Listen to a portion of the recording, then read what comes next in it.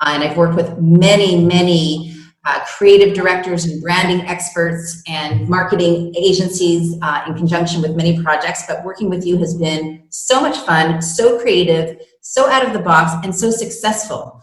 And I think it's partly to do with your professional background, because it's very long and very diversified, and I think it's of value for you to talk about where you came from and where you are today. Thank you, Fran. We feel the same. Basically what's interesting about my background is it crosses the line. I started out first 10 years working for the biggest ad agencies in New York, mostly at Ogilvy, doing television commercials for Crest toothpaste and American Express and Huggies diapers. And there, of course, you learn what a strategy is, because everything lives or dies by a strategy. And then I shifted over to the other side. One of my clients, I started my own agency after that, and one of my clients was a biotech, and you and I worked on that as well.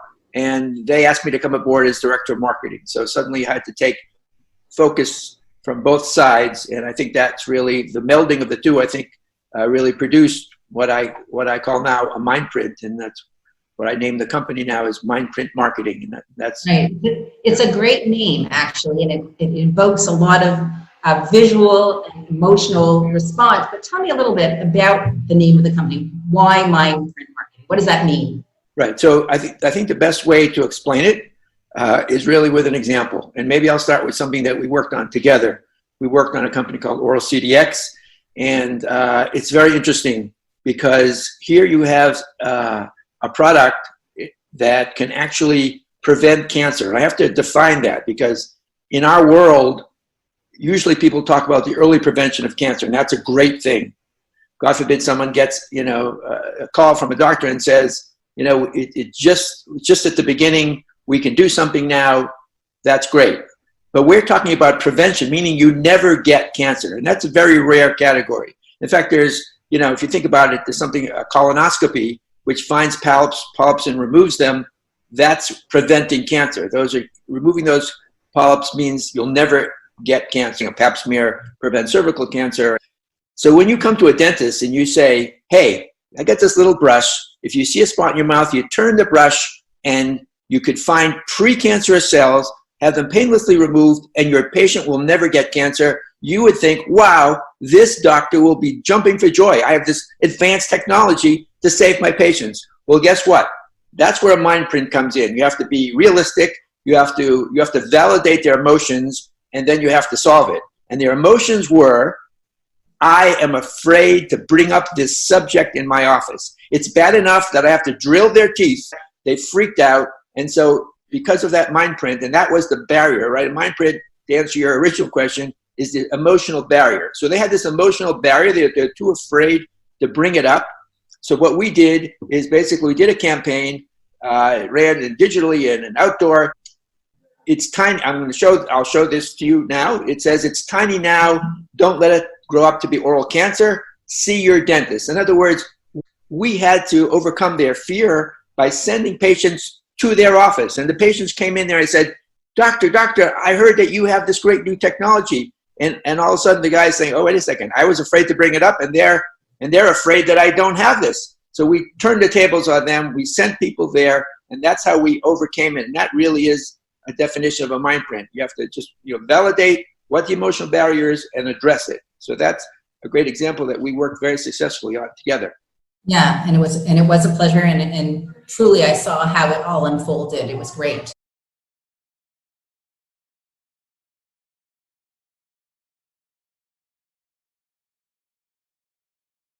But you don't just work in the medical technology space. You work with a number of verticals, and I'm wondering if you talk a little bit about some of the other, do you work in technology? Where else do you work? Right. So I'll give you another example of MindPrint from a startup.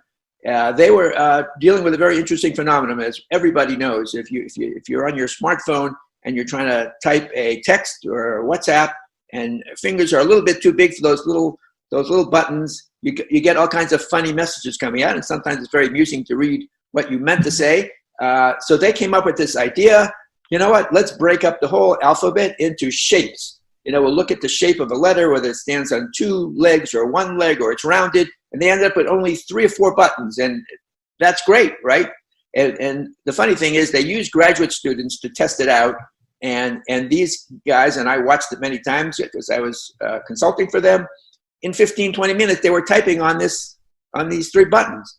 And they said, great. And we put out this news, and right away we got calls from the biggest telecoms in America. Verizon, AT&T, and Sprint. And guess what? There was a MindPrint issue there.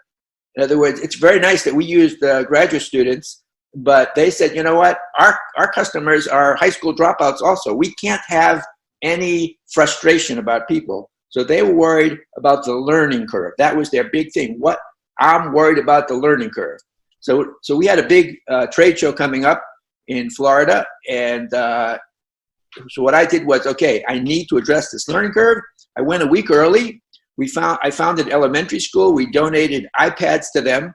I took these 5th graders, and granted, this is Florida.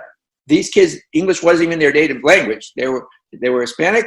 In any case, I trained these kids over the course of that week, and we had a very big trade show booth. And what we did was no executive from the telco was allowed to talk to anybody but the 5th grader. The 5th graders taught them the system.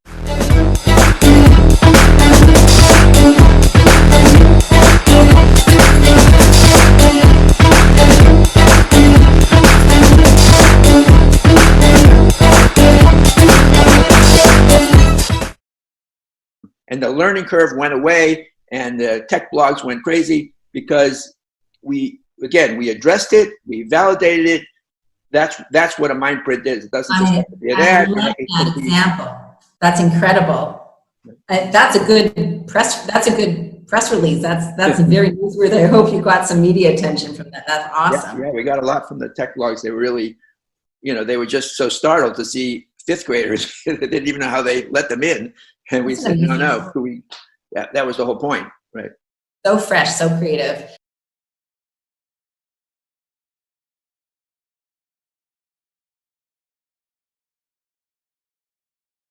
And how about, like, I don't know, nonprofit, for example? Do you do any nonprofits? Yes, so I'll give you a great example from nonprofit, and it really is very close to my heart. There was a domestic abuse hotline that was started in New York, and there's a lady hired, psychologist, and she set up a hotline, and she put up billboards all over the city saying, if you have a problem with domestic abuse, call our hotline. And guess what? Nobody called. And she came to me and said, I don't understand it. I know there's an issue. Why didn't anybody call? And so we looked into it. We investigated. We interviewed, all kinds of people who were abused, and we interviewed counselors. And it came out, again, it's a MindPrint. What is the barrier? The barrier is emotionally, for God forbid, someone in that situation, to call an abuse hotline means you have to admit to yourself that you're in that situation. And that's very difficult because, as you know, there's this cycle where somebody, God forbid, will beat their wife one day and bring them flowers the next day. And the person always hopes, well, maybe he's cured. Maybe it's going to get better. So to make that call, you have to admit to yourself that there is an issue. And how do you validate those emotions? If you don't validate the emotions, I don't trust you. I'm not going to call. So what we did is, again, we used this line in all kinds of media forms, and it said, it hurts to call a domestic abuse hotline. It hurts more not to. And these That's people, you, Yoni? That was your tagline? Yeah, I had no idea. Those stickers are right. That organization spread all over America and Canada, and basically they got a flood of calls. Why? Again, because the MindPrint was identified, validated, and the barrier was overcome. And they said to us, we trust you because you understand exactly what's going on in our head, and therefore we decided to call. And so that's I think another very good example of a MindPrint, because that